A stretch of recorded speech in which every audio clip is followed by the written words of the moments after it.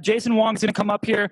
I've already talked a lot about, how amazing the business that he's created and why he's able to create it. Jason, why don't you come up here? All right, so can everyone give Jason a round of applause, please?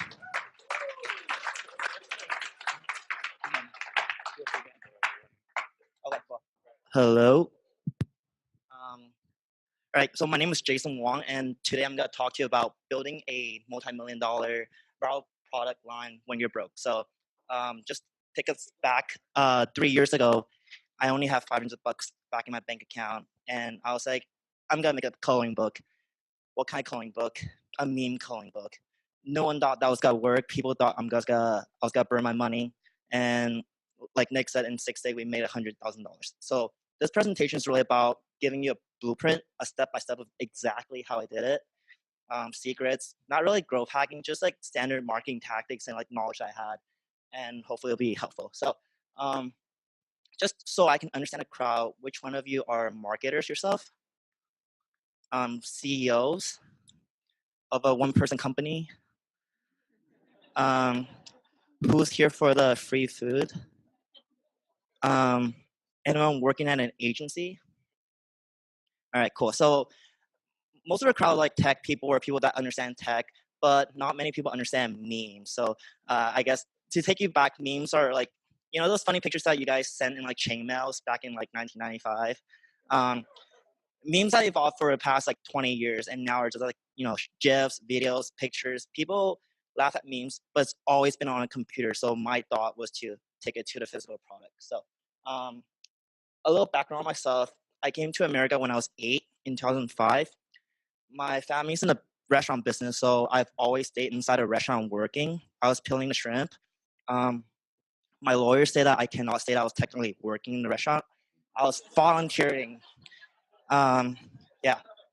So I've been working, behind the scenes at an actual restaurant, actual business for the past, 12 years. Yeah. So it's been a while. I've learned how to manage the business, how to do a cashier job. I actually became a sushi chef a few years down the line. So I've been working a lot, and a lot of the skills I'll be teaching you today are kind of things I learned while working at a restaurant. I'll spend the next 15 minutes talking about my life, just to fill up my 30-minute slot. Not really. My first business was selling gum in school. Technically, it's not allowed because school doesn't like you making money. But I sold a lot of gum, so I made enough money to buy, school necessities. I actually started with lunch money, so I used lunch money to buy 2 packs of gum, flipped it, keep flipping it. A lot of people do that for other stuff now, but I did it with gum. So the cool thing about launching products in today's age is that anyone can launch their own products without really needing a significant amount of capital. So think about like 20 years back, if you want to create a product, you probably need $10,000, $20,000 to get a working product. Like, others say you probably need 2-3 years to develop the full final product and sell it, and maybe someone will buy it.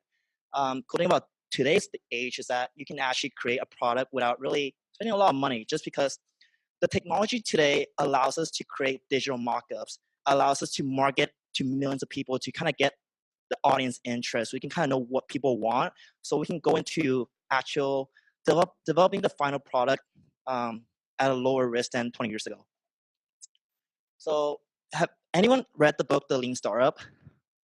I actually don't know who the person that wrote it. I just know the book name. So the way that I create my product is kind of similar to the Lean Startup approach, but his book is more about like digital products, like SaaS products and softwares. Mine's more like physical, so I twist it a little bit around. For anyone that doesn't know what the Lean Startup approach is, it's kind of like creating an MVP. And I believe Josh mentioned it before, is that you can create an MVP, which is the minimum viable product, to get people's interest, to get people's feedback, to understand if you should move forward with creating this product, or should you just scrape it without spending 2-3 years about finalizing it and pushing it to the market. So first begins the idea. You build the idea, you code. It's not really code. I couldn't find one with physical products, but coding is like building a working product, but not the final product. You measure data, push it to the people, see what the feedback is, and then go back to the idea. It's a little endless loop. Doing that for products, for me, I worked that process for about 2 weeks before actual launching the product. So I actually just made this up. It's actually not a real um, abbreviation, but ship early, iterate, learn as you go, SIL. I made it up just now. Um, so this is a lean product process. Determine the target audience. So like, let's say you want to create a product. Who are you marketing it to? What's the demographic? What's the cycle demographic? Why do people want to buy it? What's their purchase behavior? All that good stuff. Understand the market demand. So in terms of understanding the market demand, you want to know why people are wanting to buy your product. And sometimes that one is not always a functional. Sometimes people want to buy the products because they want to post on their Instagram. They want to flex. They want to show their friends that it looks pretty. Um, cool thing about like social media today is that we can sell a lot of things just because we have a nice packaging. You ever bought those box waters? Yeah, they taste exactly the same, but they look really good on Instagram, right?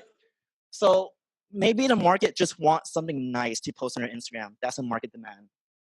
Define the value proposition. What are you bringing to the table? Is it a functional phone case I can stick on a wall? Is it a nice water bottle that you can post on Instagram? What's your value proposition? Condense the production cycle. This is really important. A lot of companies 20 years ago make thousands, 10,000s of units before they actually launch because they're like, okay, I want to prepare for the initial launch. I want to get the lowest unit cost possible so I can order more. Nowadays, you can actually order lower quantities at a higher price just to test things out. So if you ever lose money, you only lose the initial investment. And then lastly is test the MVP with customers through like social media distribution, which I'll elaborate following this slide. Actually, no, not this slide. So one of the metrics that I actually look at is emotions. And it's not really just looking at people's face and think, what are they thinking about? I actually post products on social media and look at comments. I look at how many people like the stuff within how many amount of hours. I look at what people are talking through like keyword searches on Twitter, Facebook, Instagram. So looking about what people feel about this product kind of gives you a general idea of what to change or whether or not your product just sucks. Building an audience before launching a product was such an integral part of making a success. Like Nick said, I built a network of 34 million followers on Instagram. Not Instagram, Tumblr, my bad. What I did was that I create meme contents, like really funny contents that you can screenshot, send it to your friends. So through that process, I create a lot of contents that integrate my own product into the content. So, you know, you'll have like really funny content, and then a product that's also funny inside the content to integrate the product within the organic content that you have. So through that, I was able to market to an audience that they don't really think that it's an ad, but it's actually an ad, like product placement, for example. Find a platform that your core audience predominantly uses. So I believe this lady right here had a question, was like, how do you build an audience when you don't have a product? So for us, let's just say that I never had 34 million followers. I can go to any of these platforms that I know my audience is on, maybe Instagram. Maybe I'm selling a water bottle that for yoga people, for fitness people. I go to all the yoga and fitness people's influencers, and then I'll DM them, contact them, and work on partnership deals. So that way I can use their audience rather than building my own. And essentially, once you build a relationship with themselves, their audience becomes your audience. Build a community on there or find others that are already taking sales. So you can either spend maybe a year or two building an Instagram account for fitness people, or you can just pay people that already did it and save yourself time. And lastly, just deliver consistent, valuable content, be informative, and actually give valuable content to these people rather than just keep delivering ads to them. All right, so this is my blueprint for making a product. The product that I made, the coloring book, is called the Holy Meme Bible. I'm really sorry if you're religious. I wasn't thinking that much about it. Yeah, so this is before surgery and this is after surgery. No, I'm kidding. Don't reinvent the wheel. So, people are like, I can't make a product because I don't have Steve Jobs' brain. I don't know how to make the next iPhone, or I don't know how to make something from scratch. And like Josh said, just copy. Like, not copy one by one, because then you'll be like just like every other Chinese suppliers that make fake iPhones. But take the wheel, make it better. This thing came out in 2016. I saw that article, adult coloring book.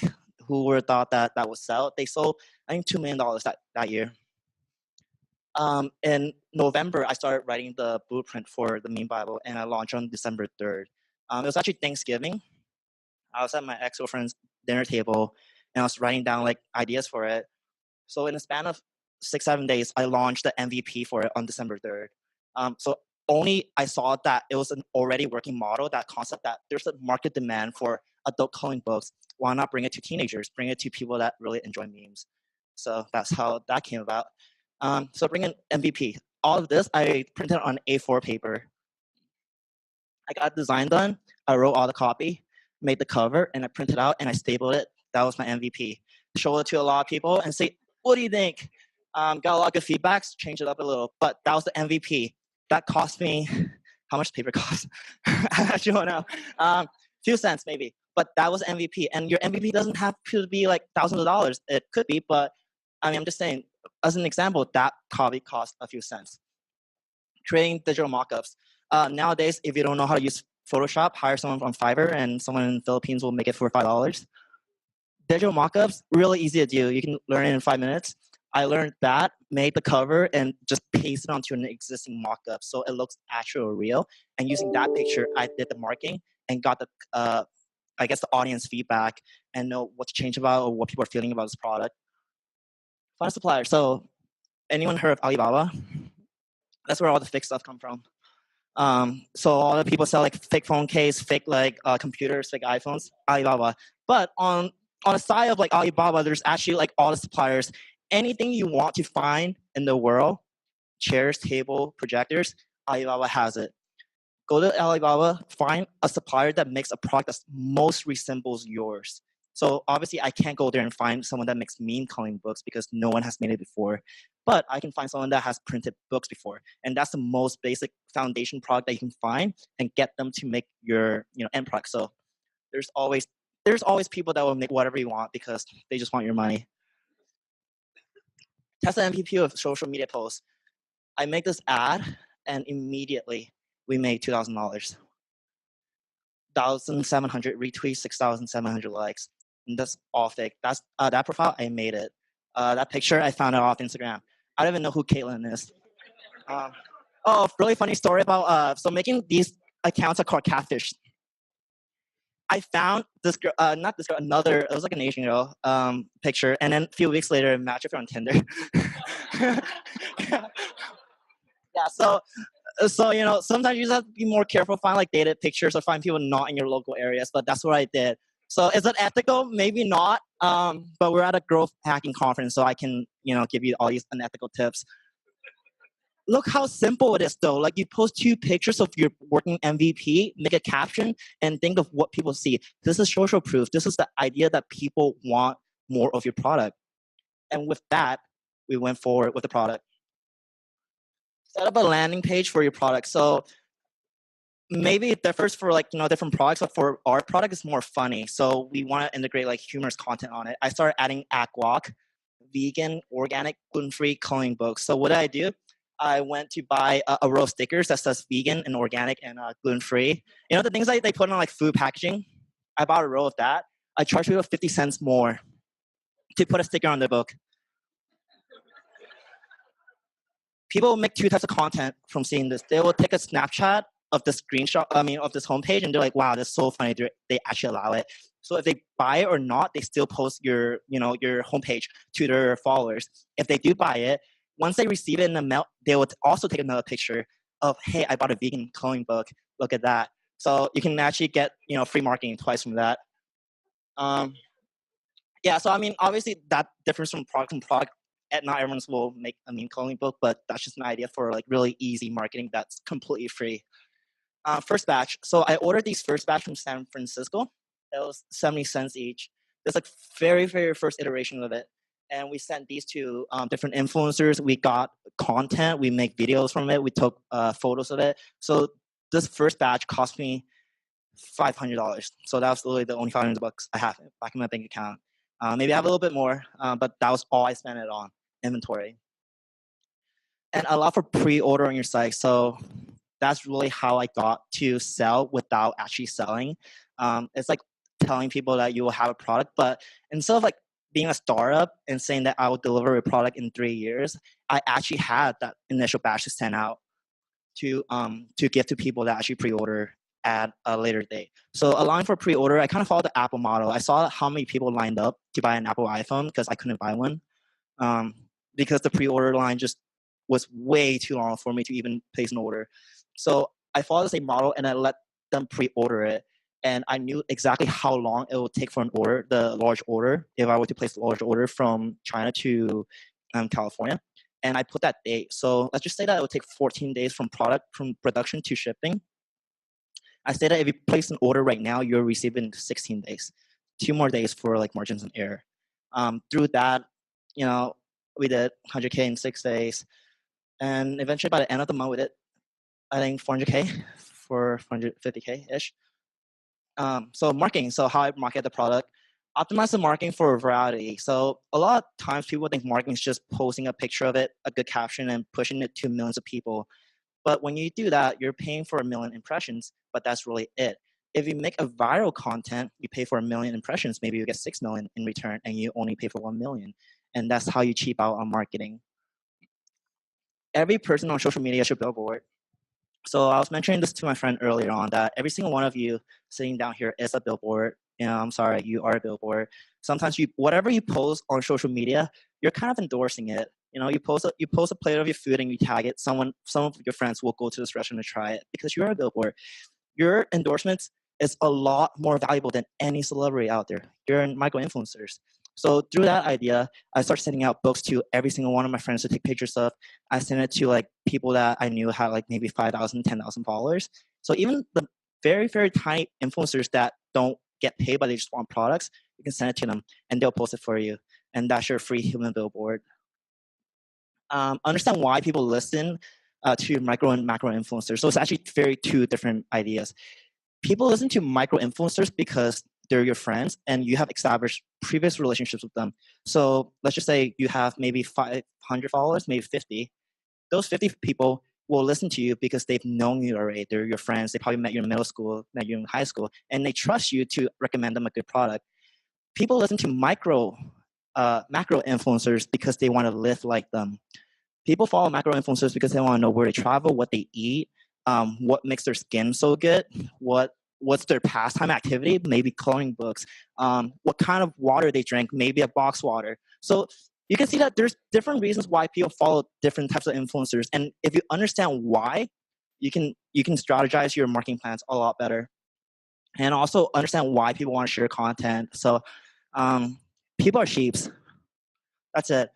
People on Instagram want to share products because other people share it. You ever seen like really popular, you ever seen like the moms with like the big LV bags that are like a bucket like that, like the really big one? $2,000. I bought one for my mom. I know how much it costs, but people will buy it because their friends are buying it. People will post pictures of their bags because their friends are posting about it. So understand why people want to share content is that what you do is you start making all the macro influencers share content of the pictures of the coloring book, maybe pictures of food, and a really aesthetic style to enhance their overall social media profile. And all their followers will try to follow them because they want nice pictures on their Instagram. They want nice pictures on their Facebook. So if you start setting examples of how pictures should be taken of your product, other people will start following. So you just have to understand why. Develop your own marketing narrative. It's a lot of power when you have a marketing channel to distribute to millions of people. You can say that, sheeps are actually not real, and maybe 10% of them will believe you. You can develop your own marketing narrative. You can say that this box water actually tastes better than Aquafina, which it doesn't. You can say that this beef tastes better than the other beef, but for me, they all taste the same. But you can develop your own marketing narrative. You can say that this Wagyu beef cost $500 more because it came from this specific village of Japan, which it probably wasn't. It was probably from the next town over. But the thing is, my point is that when you have a marketing channel of this size, you can change your narrative to anything, and it's up to you to be ethical, or not. So this goes back to like creating organic content for social media distribution. So most of our posts actually get like 90 to 100K followers. These meme accounts cost maybe $500 for a single post for 24 hours. But we make organic content that doesn't look like an ad at all. We like show people trying to play it, show people trying to like answer it, or like they're struggling. Make up stories. Like I'm saying, you can change the marketing narrative. You can fake anything. Social media, fake whatever you want. All that. I think this single post made us $6,000, and I think by the end of the night. So just as long as you create a story, be ethical about it. But as long as you create a story and distribute it and people like it, it will go viral. This went on the Explore page automatically. Drive traffic via search rather than direct link. So one of the reasons that we got 100K in 6 days was because we actually posted on Product Hunt. And when people post things on Product Hunt, it's just so other tech people can find it. But when I posted on Product Hunt, actually, does anyone know what Product Hunt is or doesn't know? All right. So Product Hunt is like a place for all the new tech stuff. So when Airbnb first went live, they posted on Product Hunt. They're like, this is a place to find housing. When Uber went live, this is the taxi of the future. All that stuff. There's a place. It's like Craigslist, but not really. I don't know what's a good example for it, but it's like the place to find new products, but it's usually tech products. Coloring books does not constitute as a tech product, not at all. But I still posted on, and I drive traffic through the Instagram promotion that you see previously. When people search for coloring book, meme coloring book, or Holy Meme Bible, the Product Hunt link actually shoots up first, because the Product Hunt link has better SEO than my homepage that I just made 24 hours ago, which doesn't even show up if you search meme coloring book. So that's one of the ways that we got a lot of traffic just through Product Hunt. Collect user information and pixel data. It's a kind of a sensitive topic to talk about after the whole like data leak stuff, but it's very important. This is where the money is at. Every time someone visits your website, your store should have a tracker that tracks their Facebook information, tracks how long they were on your site. You should also have an email collection box that collects their email. Both of those things contributes to maybe 35% of our current revenue just through email marketing and do marketing through them on Facebook. So let me explain that. Anyone been on a website and then went back on Facebook and see like products that they went on like previous sites? Yeah, because you got tracked. That's it. Like there's a tracking on your Facebook browser that tells us that you've been on our site and we need to push our product to you again. And that's how we, drive sales back again. So just, be worried.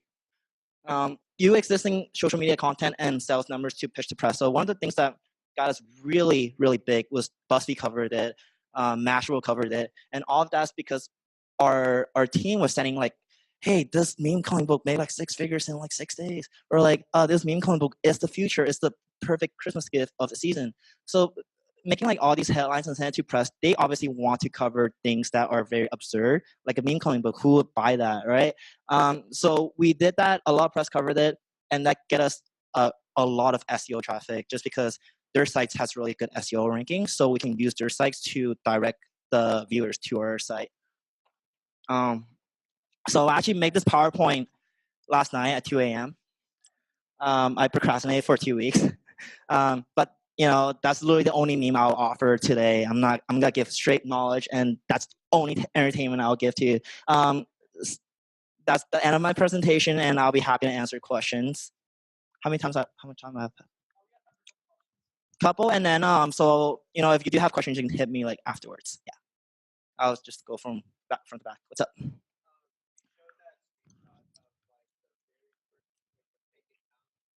Mhm.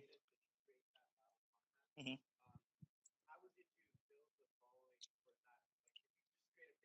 Mhm. Yeah. Yeah, so we have access to networks of influencer accounts that reach 20 million impressions a day. So we create a fake content and we get all those influencers to share that one content, so it looks real. Yeah, so that account I probably bought fake followers and put like 300 followers on it, so it looks legit. Make some tweets so it looks like a real person. So and then use like existing followers, following accounts like with 300K, with 400K, and then retweet it to their followers, so it looks like they're sharing like a testimonial. Yeah, yeah. So I started social media when I was 12. So it's through like prior connections. But if you're just coming into like the community now, you can talk to me afterwards. I can handle your campaigns or like other marketers here. But I probably want your business more. I'm kidding. Yeah, you can just talk to like one of the marketing agencies that can handle all these campaigns for you. You don't have to build your own like network again. Yeah. What's up?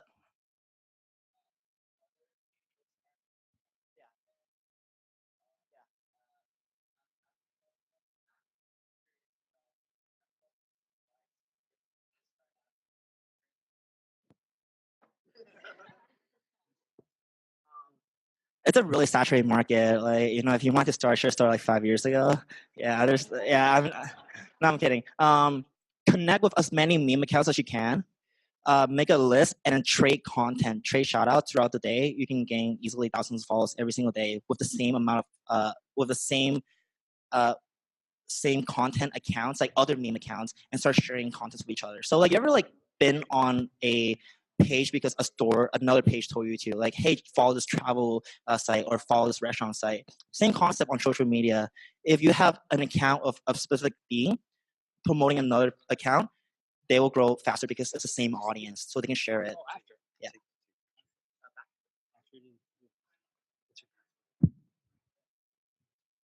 What did you say? I'll give you. I got you. I'll give you the mic because you are the last question. So it's a good one, right? We got to make sure. All right. Okay, say you're new to social media and you just signed up your Facebook or whatever, and you got a product that people like people in my neighborhood, they like it. So I have a social media website, but I only have like 40 people, in my friends base. So how do you go about promoting that MVP? Is the MVP the social media site, or is it like a service you're selling? It's a service. It's a training video. Oh, It's a training video. Physical fitness training video. okay, so you're trying to train. Okay, I think the easiest way for you is to give it to influencers to promote it. Depends on your budget. Like, different strategies for different budgets. If, let's just say, like, you have a very low budget, start giving these training videos for free for people to promote. Give influencers maybe the biggest cut you can possibly give without losing money. So it entices them to actually promote your product, but you also don't lose money. So that's if you have a very low budget. If you have a very large budget, you can hire an agency to run all those campaigns for you. So that's what I would do for my friends that have a fitness video. We grew it from zero to, I think he's making $60,000 a month now just selling videos, just through that tactic, because you want to give it to fitness influencers to promote your stuff, to get their endorsements. And if you don't have a lot of money, give them a cut of the revenue that you have through, like, UTM links, through like affiliate links. Yeah, so that's probably the cheapest way you can go about it. Okay, thank you. Yeah. Let's give a round of applause for Jason. You crushed it. I want to get a picture of you right now. Everyone, Say cheese. Oh my God. And one more. Oh man. Yeah, say memes.